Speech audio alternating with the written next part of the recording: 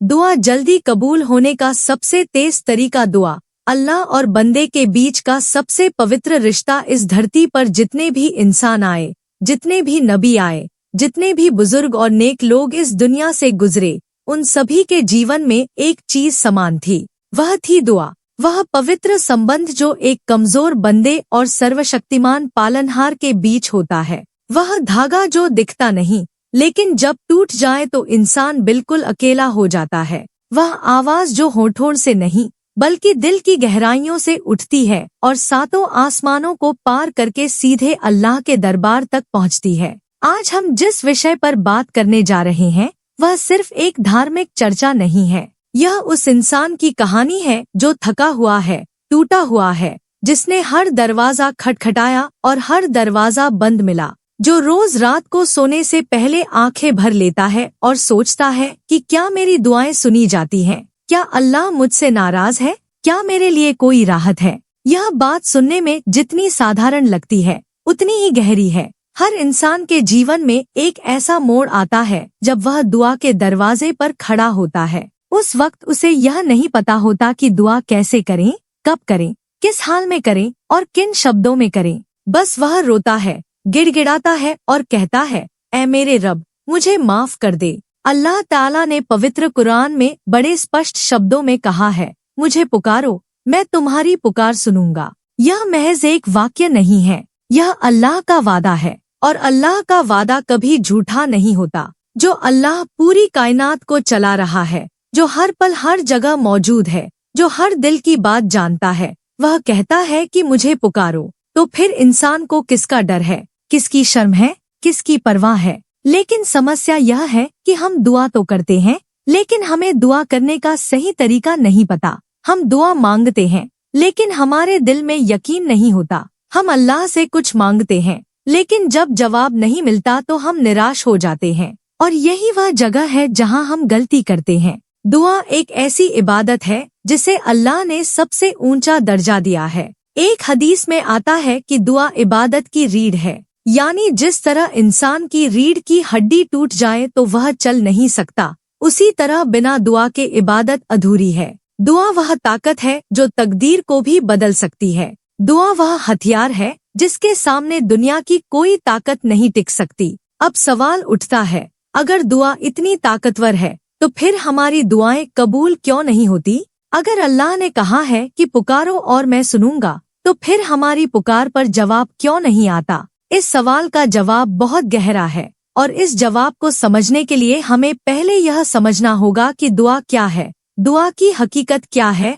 और अल्लाह और बंदे के बीच दुआ का रिश्ता किस बुनियाद पर खड़ा है। दुआ का मतलब सिर्फ मांगना नहीं है। दुआ का असली मतलब है अपनी कमजोरी को स्वीकार करना। जब कोई बंदा दुआ करता है तो वह असल में यह कह रहा होता है कि अल्लाह, मैं कुछ नहीं हूँ, तू सब कुछ है। मेरे पास कोई ताकत नहीं, तेरे पास सब कुछ है। मैं मजबूर हूँ, तू हर चीज पर काबू रखने वाला है। यही वह भावना है जो दुआ को दुआ बनाती है। जब यह भावना दिल में नहीं होती तो दुआ सिर्फ शब्दों का खेल रह जाती है। जब हम यंत्रवत मुंह से कुछ बोलते हैं लेकिन दिल कहीं और होता है तो वह दुआ नहीं होती, वह महज आदत होती है। इब्राहिम अलैहिस्सलाम की दुआ को याद करो। वह अल्लाह के सबसे प्रिय पैगंबर थे। उन्होंने अपने बेटे इस्माइल को और अपनी पत्नी हाजरा को एक ऐसी जगह छोड़ा जहां दूर दूर तक पानी नहीं था, खाना नहीं था, कोई इंसान नहीं था। और जब वह वहां से जाने लगे तो उन्होंने अल्लाह से दुआ की,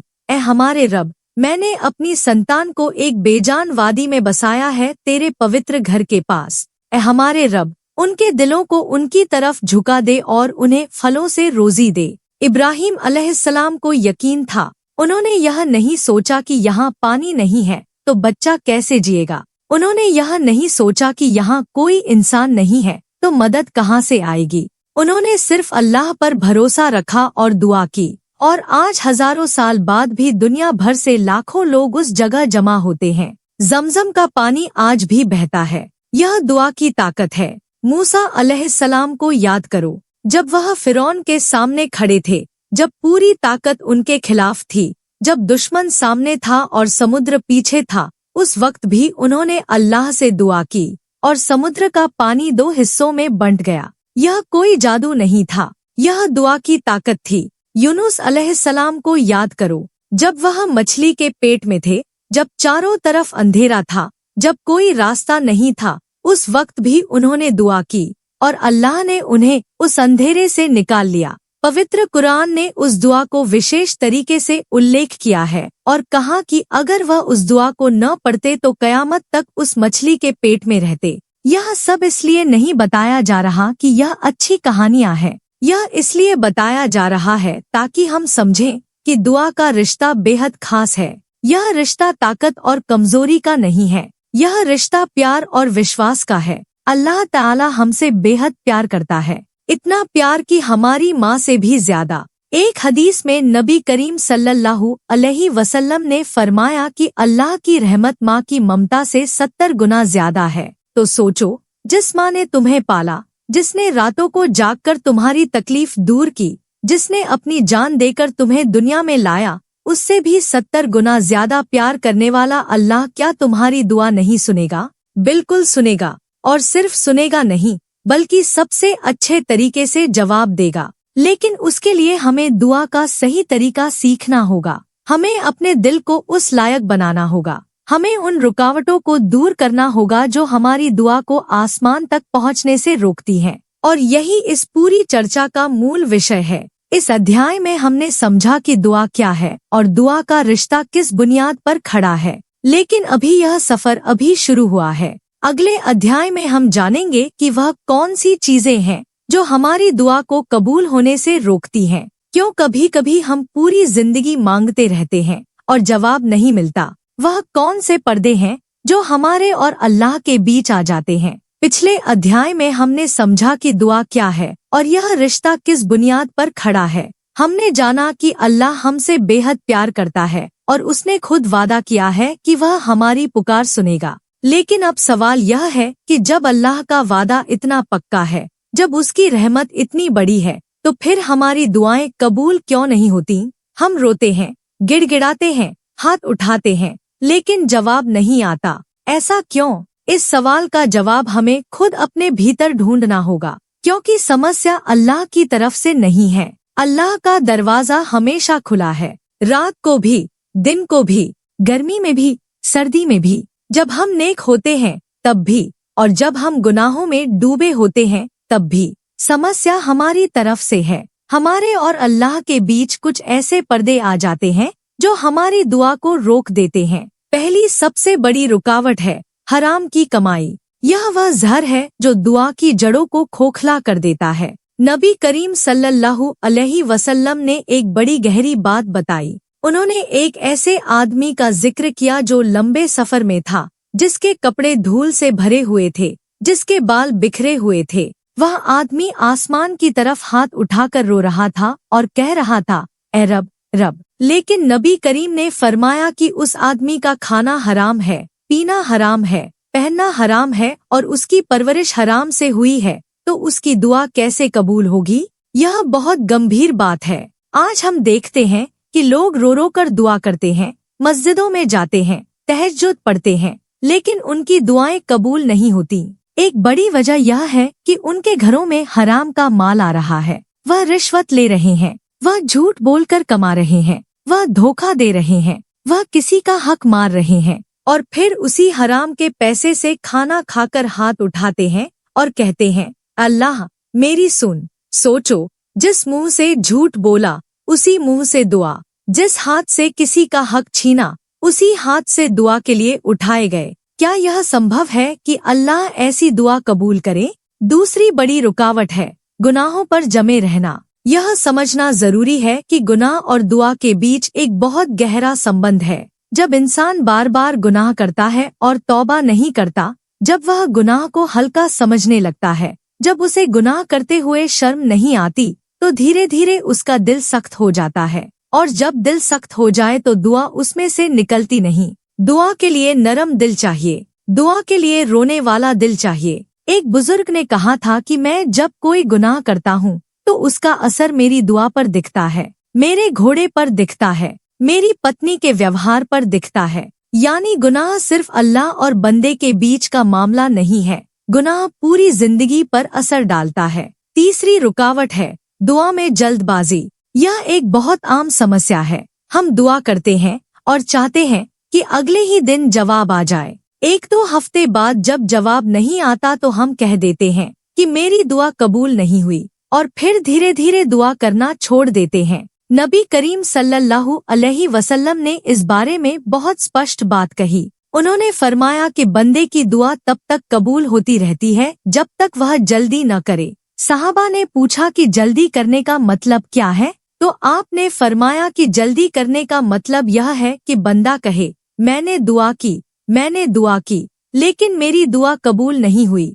और वह थककर दुआ छोड़ दे। यह बहुत बड़ी गलती है। दुआ एक बीज की तरह है जो जमीन में बोया जाता है। हर बीज को उगने में वक्त लगता है। कोई बीज एक हफ्ते में उगता है, कोई एक महीने में, कोई एक साल में। लेकिन अगर किसान बीज बोने के 2 दिन बाद जमीन खोदने लगे और कहे कि यहाँ कुछ नहीं उगा तो वह मूर्ख है। अल्लाह का नियम यह है कि हर दुआ का एक वक्त होता है, एक मौसम होता है। चौथी रुकावट है दिल की गफलत। गफलत का मतलब है बेखबरी। जब हम दुआ करते हैं लेकिन हमारा दिल कहीं और होता है। हम मुंह से कहते हैं ए अल्लाह, लेकिन हम सोच रहे होते हैं कल की मीटिंग के बारे में, घर के खर्चे के बारे में, किसी और की बात के बारे में। ऐसी दुआ वह नहीं है जो कबूल होती है। नबी करीम सल्लल्लाहु अलैहि वसल्लम ने फरमाया कि अल्लाह उस दिल की दुआ कबूल नहीं करता जो गफलत और खेल में डूबा हो। यानी दुआ के वक्त दिल का हाजिर होना जरूरी है।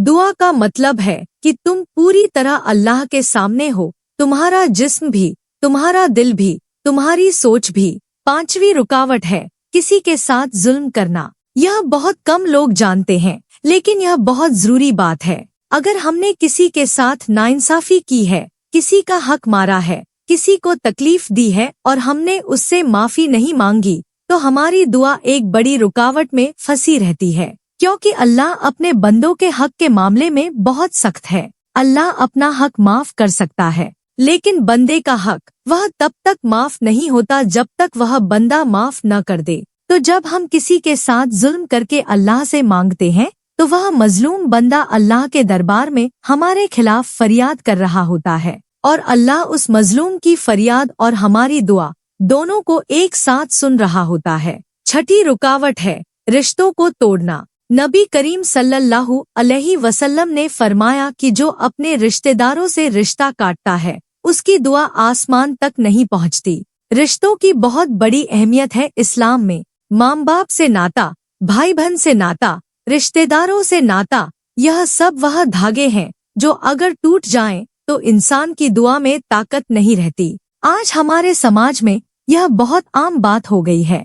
भाई से भाई नहीं बोलता, बेटा माँ बाप से कटा हुआ है, बहनें एक दूसरे की दुश्मन हैं और फिर यही लोग हाथ उठाकर कहते हैं कि ऐ अल्लाह मेरी तकलीफ दूर कर। लेकिन जब तक यह रिश्ते नहीं जोड़े जाते, जब तक यह दिल साफ नहीं होते, तब तक दुआ का रास्ता खुलता नहीं। सातवीं रुकावट है नेकी का हुक्म न देना और बुराई से न रोकना। यह थोड़ा कठिन विषय है लेकिन बहुत अहम है। जब समाज में बुराई फैल रही हो और हम चुप रहें, जब हमारे सामने गुनाह हो रहा हो और हम देखकर आंखें फेर लें, तो अल्लाह का एक नियम यह है कि ऐसे समाज पर सामूहिक रूप से मुसीबत आती है और फिर जब वे दुआ करते हैं तो जवाब नहीं मिलता। यह सब सुनकर कोई निराश न हो। यह सब इसलिए नहीं बताया जा रहा कि दिल टूट जाए, बल्कि इसलिए बताया जा रहा है कि जब हम इन रुकावटों को पहचान लें तो हम इन्हें दूर भी कर सकते हैं और जब यह रुकावटें हट जाएंगी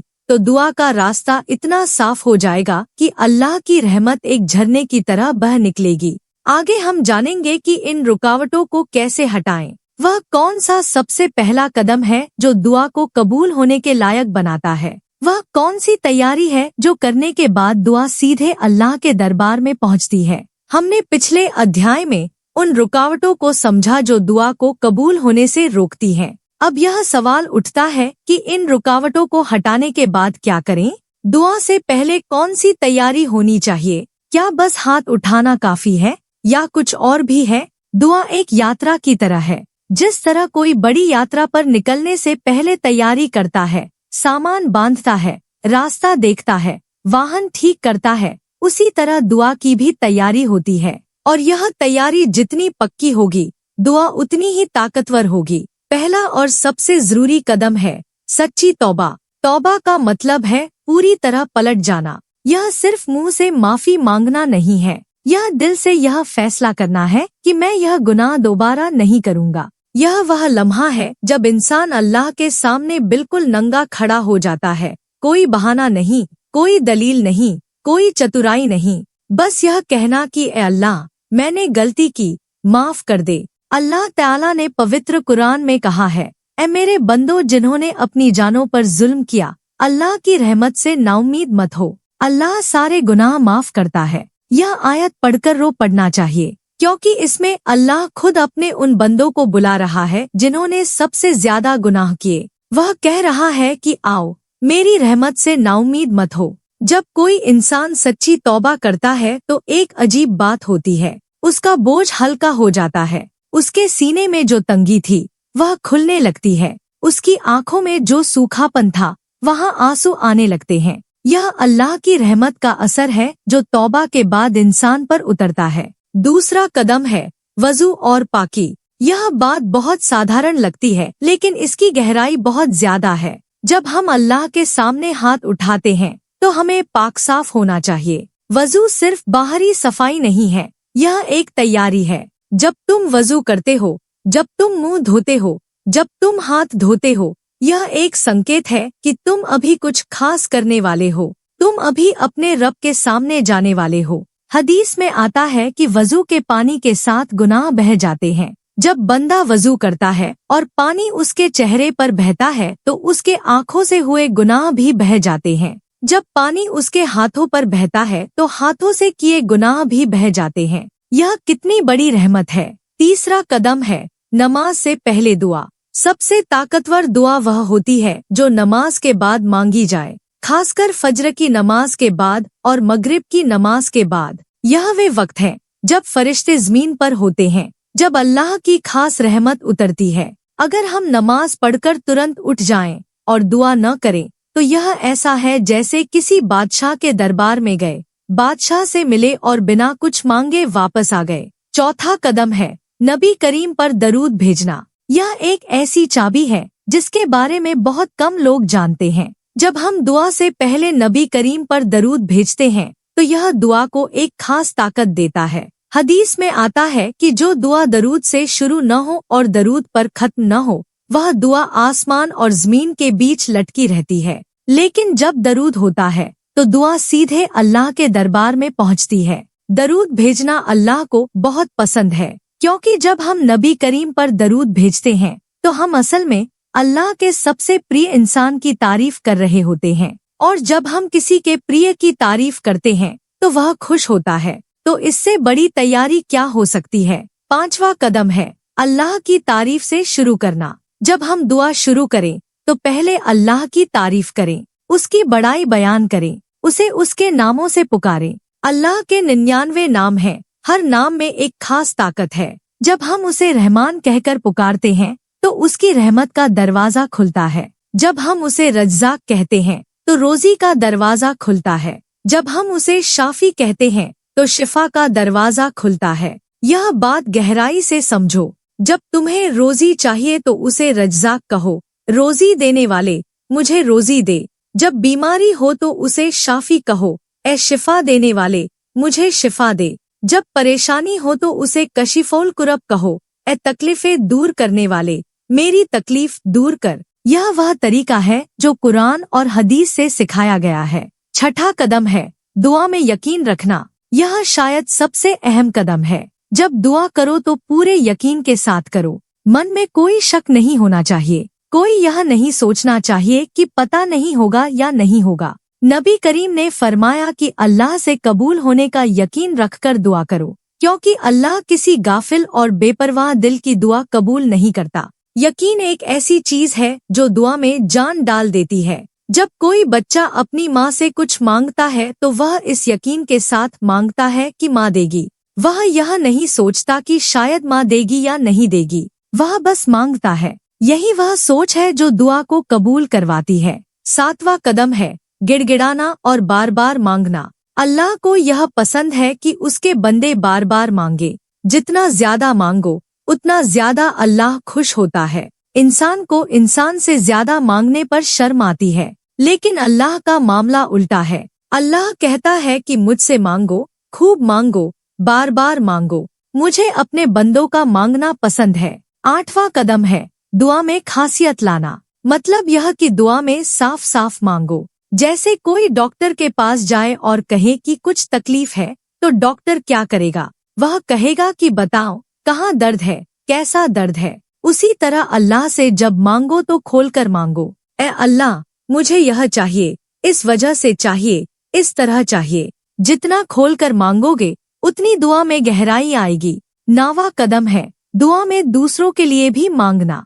यह एक बहुत बड़ा राज है। जब तुम किसी के लिए उसकी गैरहाजिरी में दुआ करते हो तो एक फरिश्ता कहता है आमीन, और तेरे लिए भी यही हो। यानी जो तुम दूसरे के लिए मांग रहे हो वह तुम्हें भी मिलेगा। तो जब रोजी मांगो अपने भाइयों के लिए भी मांगो। जब शिफा मांगो दुनिया के बीमारों के लिए भी मांगो। अब हम उस मुकाम पर आ गए हैं जहाँ से असली सफर शुरू होता है। हमने रुकावटें जानी, हमने तैयारी जानी। अब आगे हम जानेंगे वह खास दुआएं और वे खास वक्त जब दुआ सबसे तेजी से कबूल होती है। वे लम्हे जो सोने से ज्यादा कीमती हैं। पिछले अध्याय में हमने वह तैयारी सीखी जो दुआ से पहले करनी चाहिए। अब हम उस सबसे अहम हिस्से की तरफ आते हैं जिसका इंतजार इस पूरी चर्चा में था। वह है दुआ कबूल होने के खास वक्त। क्योंकि जिस तरह खेती के लिए एक खास मौसम होता है, जिस तरह दवा का एक खास असर होता है अगर सही वक्त पर ली जाए, उसी तरह दुआ के भी कुछ खास वक्त हैं जब अल्लाह की रहमत का दरवाजा सबसे ज्यादा खुला होता है। पहला और सबसे ताकतवर वक्त है तहज्जुद का वक्त, रात की आखिरी तिहाई। यह वह वक्त है जो सबसे कीमती है, लेकिन इसकी कद्र सबसे कम लोग करते हैं। जब पूरी दुनिया सो रही होती है, जब रातों की खामोशी छा जाती है, जब सड़कें सुनसान हो जाती हैं, उस वक्त अल्लाह ताला पहले आसमान पर उतरता है और कहता है, कोई है जो दुआ करे और मैं कबूल करूं?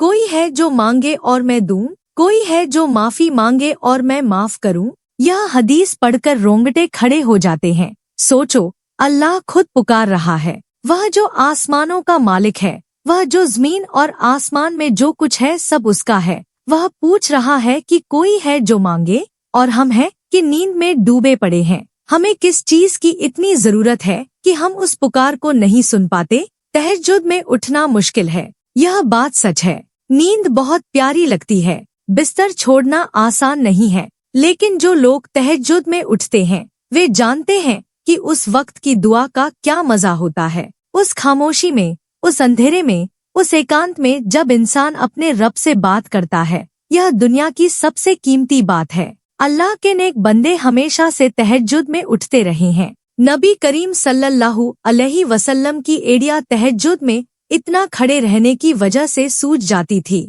जब उनसे पूछा गया कि आप इतनी इबादत क्यों करते हैं जबकि अल्लाह ने आपको माफ कर दिया है, तो आपने फरमाया कि क्या मैं शुक्रगुजार बंदा न बनूं? यह जवाब सुनकर आंखें नम हो जाती हैं। दूसरा खास वक्त है अजान और नमाज के बीच का वक्त। यह बहुत कम लोग जानते हैं। जब अजान होती है और नमाज शुरू नहीं हुई होती, इस बीच की दुआ रद्द नहीं होती। नबी करीम ने फरमाया कि अजान और इकामत के बीच की दुआ रद्द नहीं होती। यह एक छोटा सा वक्त है लेकिन बहुत ताकतवर है। आज से जब भी अजान सुनो तुरंत अपनी दुआएं याद करो। नमाज शुरू होने से पहले उस वक्त का फायदा उठाओ। यह वह सोने का मौका है जो रोज 5 बार आता है लेकिन हम उसे खो देते हैं। तीसरा खास वक्त है जुमे के दिन, खासकर जुमे की नमाज के वक्त से लेकर मगरिब तक। हदीस में आता है कि जुमे के दिन एक ऐसा वक्त आता है जब जो भी दुआ मांगी जाए वह कबूल होती है।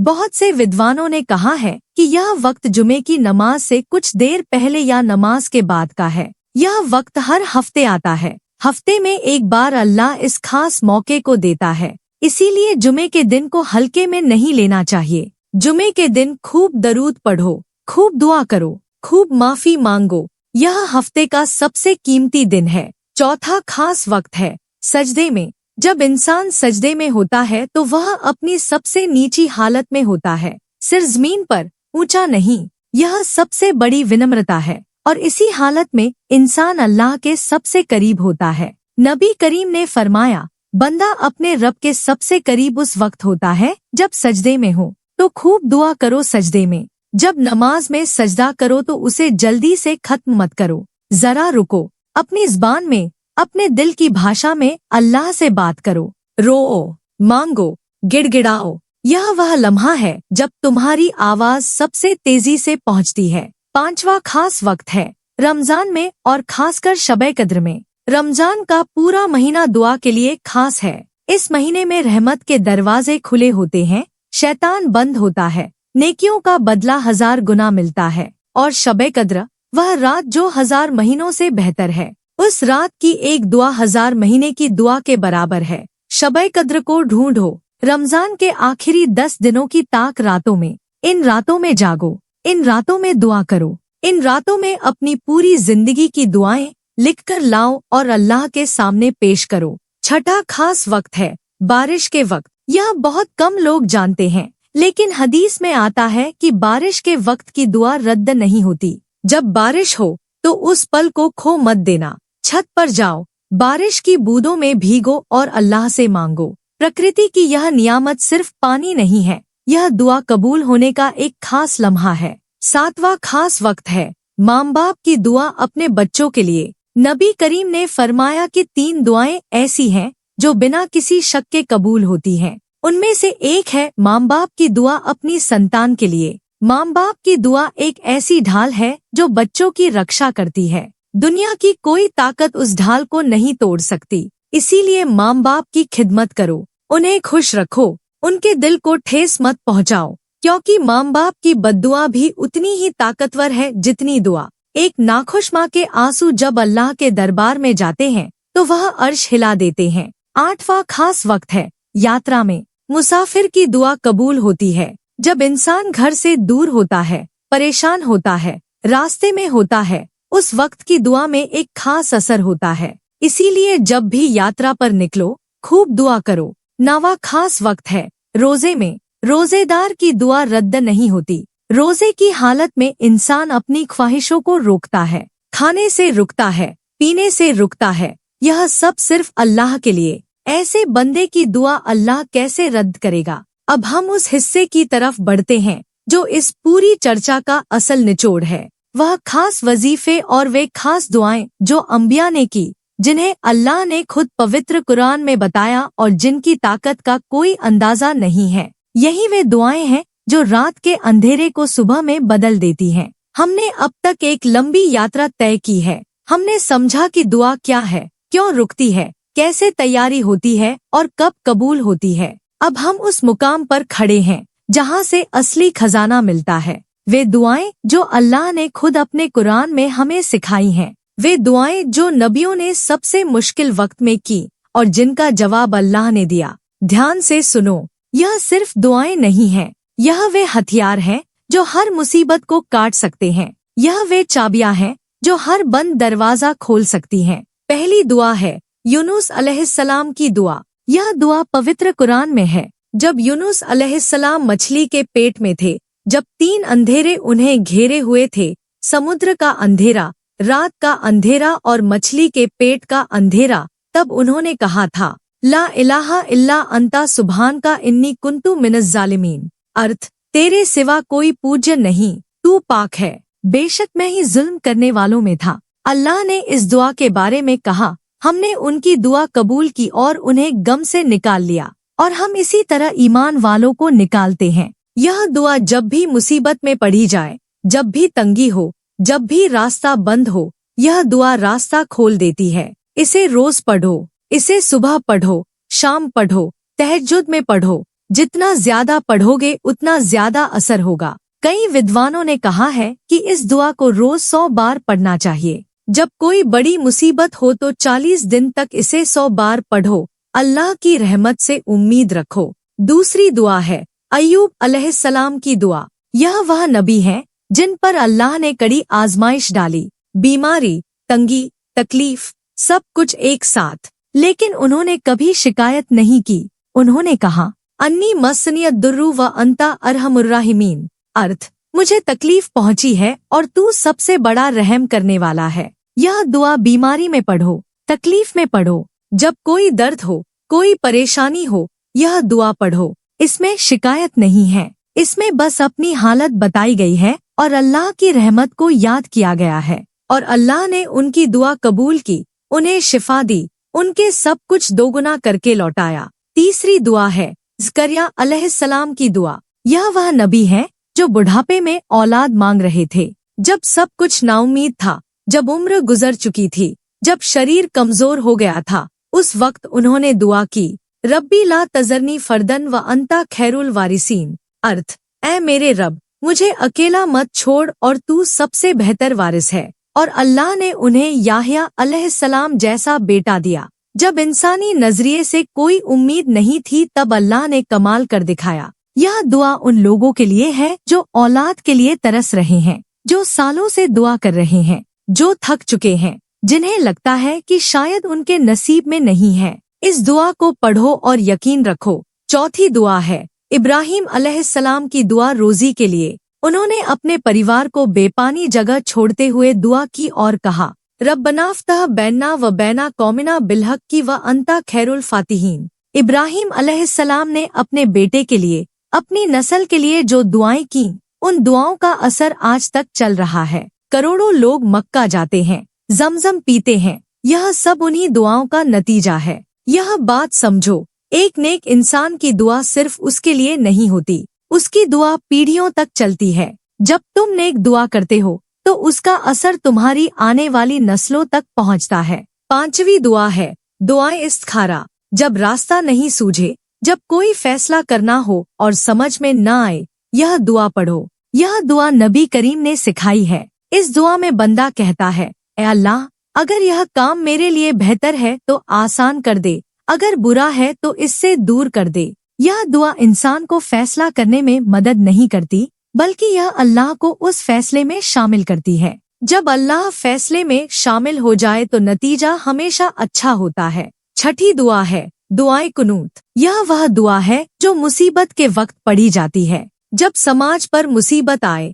जब दुश्मन घेर ले, जब ऐसा लगे कि सब खत्म हो गया, यह दुआ पढ़ो। नबी करीम ने यह दुआ फज्र की नमाज में पढ़ी। सातवीं और सबसे ताकतवर दुआ है आयतुल कुर्सी। यह एक दुआ नहीं है बल्कि अल्लाह की तारीफ है, लेकिन इसे पढ़ने का असर दुआ से भी ज्यादा है। जो इसे सुबह शाम पढ़े उसे अल्लाह की तरफ से एक निगहबान मुकर्रर हो जाता है। जो इसे सोने से पहले पढ़े वह सुबह तक अल्लाह की हिफाजत में रहता है। आठवीं दुआ है इस्तिगफार यानी माफी मांगना। नबी करीम ने फरमाया, जो शख्स बहुत ज्यादा माफी मांगे, अल्लाह उसे हर तंगी से राहत देता है, हर परेशानी से रास्ता निकालता है और उसे वहाँ से रोजी देता है जहाँ से उसे उम्मीद नहीं होती। यह बात ध्यान से सुनो, इस्तिगफार सिर्फ गुनाहों के लिए माफी नहीं है। इस्तिगफार रोजी खोलता है, इस्तिगफार बीमारी दूर करता है, इस्तिगफार औलाद देता है, इस्तिगफार हर मुसीबत का हल है। एक बड़े आलिम के पास एक शख्स आया और कहा कि बारिश नहीं होती। आलिम ने कहा, इस्तिगफार करो।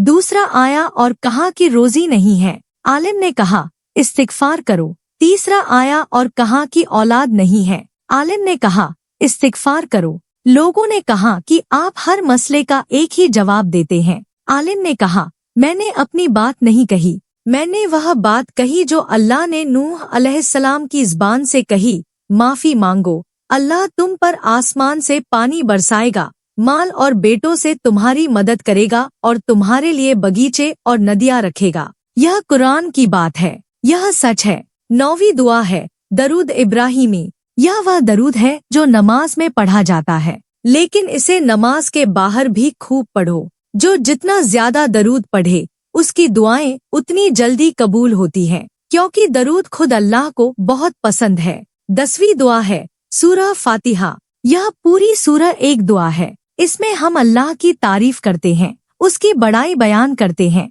और फिर मांगते हैं, हमें सीधा रास्ता दिखा। यह नमाज में 17 बार पढ़ी जाती है, लेकिन इसे बीमारी में भी पढ़ो, तकलीफ में भी पढ़ो। यह दुआ और शिफा दोनों है। अब हम उस अंतिम अध्याय की तरफ बढ़ते हैं जो इस पूरी चर्चा का सबसे अहम हिस्सा है। वह कैसे अपनी जिंदगी को इस तरह ढालें कि दुआ हमारी आदत बन जाए, हमारी सांस बन जाए। वह क्या करें कि हम उन लोगों में शामिल हो जाएं जिनकी दुआ अल्लाह रद्द नहीं करता। यह आखिरी अध्याय है, लेकिन यह सबसे जरूरी है, क्योंकि अब तक जो कुछ हमने सीखा वह सब तभी काम आएगा जब हम इसे अपनी जिंदगी का हिस्सा बना लें। ज्ञान तब तक बेकार है जब तक उस पर अमल न हो। हम एक ऐसे दौर में जी रहे हैं जहां इंसान के पास सब कुछ है, फोन है, इंटरनेट है, सुविधाएं हैं, लेकिन सुकून नहीं है। रात को नींद नहीं आती, दिन में चैन नहीं मिलता, परिवार टूट रहे हैं, रिश्ते बिखर रहे हैं,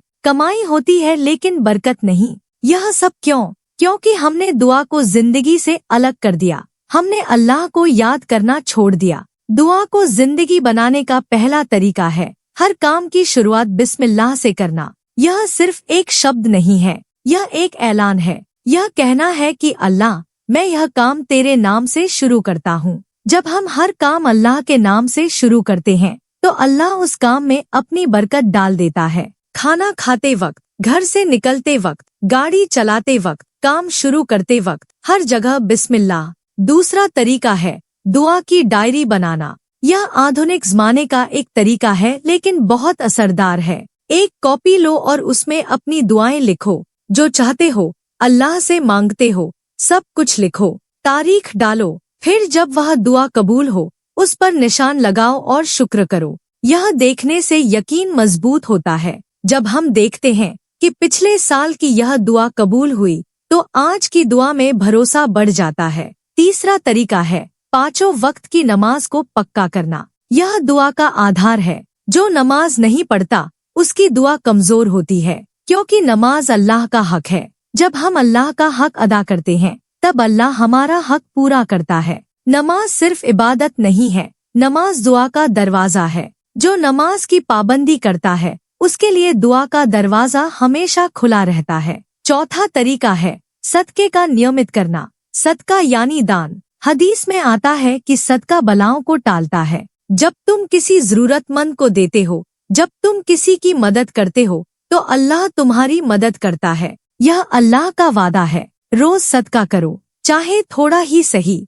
एक रोटी देना भी सदका है, किसी की मदद करना भी सदका है, किसी को अच्छी बात बताना भी सदका है, मुस्कुराना भी सदका है। जब तुम सदका करते हो तो तुम्हारी दुआओं के लिए एक खास रास्ता खुल जाता है। पांचवा तरीका है माँ बाप की खिदमत को प्राथमिकता देना। यह बात बार बार कहनी पड़ती है क्योंकि हम इसे भूल जाते हैं। माँ बाप के पाँव में जन्नत है। यह महज एक कहावत नहीं है, यह हकीकत है। जो अपनी माँ को खुश रखे, जो अपने बाप का दिल न दुखाए, उसकी दुआएं एक खास ताकत रखती हैं। एक सच्चा किस्सा सुनो। एक बार एक नेक इंसान थे जो हर रात तहज्जुद पढ़ते थे, खूब दुआ करते थे, लेकिन उनकी दुआएं कबूल नहीं होती थी। वह किसी आलिम के पास गए। आलिम ने पूछा, क्या तुम्हारी माँ जिंदा है? उन्होंने कहा, हाँ। आलिम ने पूछा, क्या वह तुमसे खुश है? वह इंसान चुप हो गया, क्योंकि उसकी माँ उससे खुश नहीं थी। आलिम ने कहा, पहले जाओ और अपनी माँ को खुश करो, फिर देखो कैसे दुआएं कबूल होती हैं। वह गया, माँ के पाँव पकड़े, माफी मांगी, उनकी खिदमत की, और कुछ ही दिनों में उसकी वे दुआएं कबूल हुई जो सालों से नहीं हुई थी। छठा तरीका है शुक्र करना। शुक्र दुआ का सबसे बड़ा रास्ता है। जब हम शुक्र करते हैं तो अल्लाह और देता है। अल्लाह ने कहा, अगर शुक्र करोगे तो मैं और बढ़ाऊंगा। यह अल्लाह का वादा है। जो शुक्र करना छोड़ देता है उसकी नियामतें कम हो जाती हैं। जो शुक्र करता रहता है उसकी नियामतें बढ़ती जाती हैं। शुक्र सिर्फ ज़बान से नहीं होता, शुक्र दिल से होता है। शुक्र काम से होता है। जब तुम्हें रोजी मिले और तुम उससे किसी की मदद करो, यह शुक्र है। जब तुम्हें ताकत मिले और तुम उससे अच्छा काम करो, यह शुक्र है। सातवां तरीका है सकारात्मक सोच रखना। यह बात थोड़ी अलग लगती है लेकिन बहुत अहम है। अल्लाह ने कहा, मैं वैसा ही हूँ जैसा मेरा बंदा मेरे बारे में सोचता है। यानी अगर तुम सोचते हो कि अल्लाह रहम करेगा तो वह रहम करेगा। अगर तुम सोचते हो कि वह नहीं सुनेगा तो तुम्हारी यह सोच ही रुकावट बन जाती है। हमेशा अल्लाह के बारे में अच्छा सोचो। यह सोचो कि वह सुन रहा है, यह सोचो कि वह जवाब देगा, यह सोचो कि उसकी रहमत बड़ी है। यह यकीन ही दुआ को उड़ान देता है। 8वां तरीका है सब्र करना और अल्लाह के फैसले पर राजी रहना। यह सबसे कठिन काम है लेकिन सबसे जरूरी भी। कभी कभी हम दुआ करते हैं और अल्लाह हमें वह नहीं देता जो हम मांगते हैं। इसके 3 कारण हो सकते हैं। पहला, वह हमें वही देता है लेकिन बेहतर रूप में। दूसरा, वह उस दुआ को हमारे लिए आखिरत में जमा करता है। तीसरा, वह उस दुआ की वजह से कोई बड़ी बला हमसे दूर कर देता है। यानी कोई दुआ बेकार नहीं जाती, हर दुआ का जवाब मिलता है, बस हम समझ नहीं पाते। कयामत के दिन जब हम देखेंगे कि हमारी कितनी दुआओं ने हमें कितनी बड़ी बलाओं से बचाया, तो हम चाहेंगे कि काश हमारी और कोई दुआ कबूल न हुई होती और सब कुछ जमा ही रहता। 9वां तरीका है अपने घर को इबादत का घर बनाना। जिस घर में अल्लाह का जिक्र होता है उस घर में बरकत उतरती है। जिस घर में नमाज होती है, दुआ होती है, कुरान पढ़ा जाता है, उस घर में फरिश्ते आते हैं और शैतान भाग जाता है। अपने घर में कुरान की तिलावत की आदत डालो। बच्चों को दुआएं सिखाओ। खाने पर बिस्मिल्लाह पढ़ो। खाने के बाद शुक्र करो। सोते वक्त आयतुल कुर्सी पढ़ो। घर से निकलते वक्त दुआ पढ़ो। ये छोटी छोटी आदतें घर को जन्नत बना देती हैं। 10वां और सबसे आखिरी तरीका है कभी उम्मीद मत खोना। यह सबसे बड़ी बात है। इस पूरी चर्चा का सबसे जरूरी सबक यही है, चाहे कितनी भी मुसीबत हो, चाहे कितनी भी तकलीफ हो, चाहे कितना भी अंधेरा हो, अल्लाह की रहमत से उम्मीद मत खोना। यह दुनिया आजमाइश की जगह है। यहाँ हर किसी पर मुसीबत आती है। नबी आए, उन पर भी मुसीबत आई। अल्लाह के बड़े बड़े वली आए, उन पर भी आजमाइश आई, लेकिन उन सब ने एक काम किया, वे अल्लाह से जुड़े रहे। उन्होंने दुआ करना नहीं छोड़ा। तुम्हारी भी एक आजमाइश चल रही है, तुम भी किसी मुसीबत में हो, लेकिन यह याद रखो, अल्लाह ने कहा है कि मुश्किल के साथ आसानी है। सिर्फ एक बार नहीं, 2 बार कहा। मुश्किल के साथ आसानी है, तो जब मुश्किल है तो आसानी भी जरूर है। बस उसका इंतजार करो और दुआ करते रहो। इस पूरी चर्चा के अंत में एक बात याद रखो, दुआ का मतलब अल्लाह को अपना काम करने को कहना नहीं है। दुआ का मतलब है अल्लाह के साथ जुड़ जाना। जब तुम अल्लाह से जुड़ जाते हो तो तुम्हें अलग से कुछ मांगने की जरूरत नहीं रहती। वह खुद अपने बंदे की जरूरत पूरी करता है। रात के आखिरी पहर में जब नींद आ रही हो तब उठो, 2 रकात नमाज पढ़ो, सजदे में अपना माथा रखो और बस कहो, अल्लाह मैं यहाँ हूँ, तू भी यहाँ है, मुझे और कुछ नहीं चाहिए, बस तेरी रजा चाहिए। जब यह हाल हो जाए तो दुआ कबूल होने का इंतजार नहीं करना पड़ता। अल्लाह खुद रास्ते खोलता है, अल्लाह खुद दरवाजे खोलता है, अल्लाह खुद उन जगहों से देता है जहाँ से बंदे को उम्मीद भी नहीं होती। यही वह तेज तरीन वजीफा है, यही वह राह है जो दुआ को जल्दी कबूल करवाती है। यह कोई जादू नहीं है, यह अल्लाह और बंदे के बीच का वह पवित्र रिश्ता है जो जब मजबूत हो जाए तो दुनिया की कोई भी ताकत इंसान को नहीं तोड़ सकती। अल्लाह हम सबकी दुआएं कबूल फरमाए, हम सबको सीधा रास्ता दिखाए, हम सबकी तकलीफें दूर करे, हम सबको अपनी रहमत में ढांप ले। समाप्त।